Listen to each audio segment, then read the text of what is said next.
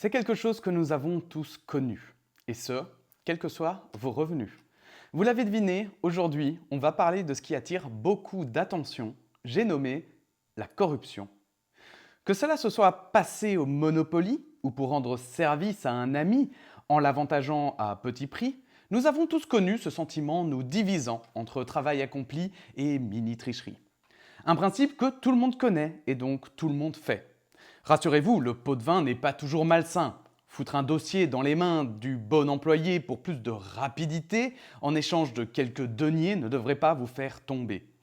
Mais on s'est déjà tous demandé, accepterais-je du blé au détriment de la société 1000 balles pour bosser de manière bancale, où est le scandale? En réalité, à part si vous êtes acculé, jamais vous n'accepterez un pari aussi risqué. La justice a serré la vis et au moindre caprice que vous vous offrirez avec cet argent injustifié, vous vous retrouverez coffré pour quelques années. La disparition de la monnaie et le contrôle renforcé des plus désœuvrés empêchent de plus en plus de se soustraire au judiciaire. Enfin presque. C'est là toute la contradiction de la corruption. Nous pensions que seuls les smicards pouvaient se faire avoir. Mais ces dernières années nous ont fait déchanter. Les plus corrompus étaient en réalité les plus cossus.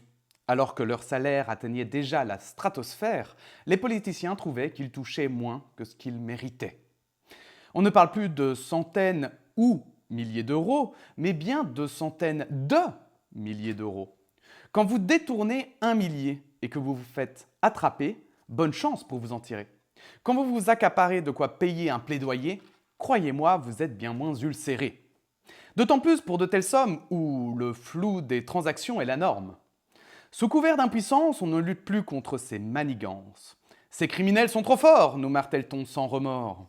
Ils sont pourtant minoritaires, certains même milliardaires. Ne devraient-ils pas être irréprochables pour des gens admirables? On a tendance à l'oublier, à l'effacer, parce que qui sait, demain peut-être nous serons ces privilégiés. Sauf que derrière chaque corrompu se cachent des corps rompus.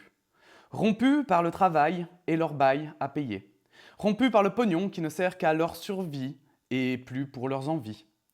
Rompus par les soins de moins en moins remboursés quitte à en laisser crever l'entièreté des moins bien logés. La corruption est une abomination qui pèse à toute la population. Derrière cette affirmation, clamée par les plus hautes juridictions, nous avons les plus grands voleurs qui, se cachant derrière leur masque de sauveur, acceptent l'argent de n'importe quelle façon, qu'importe si au bout, des milliers de gens meurent.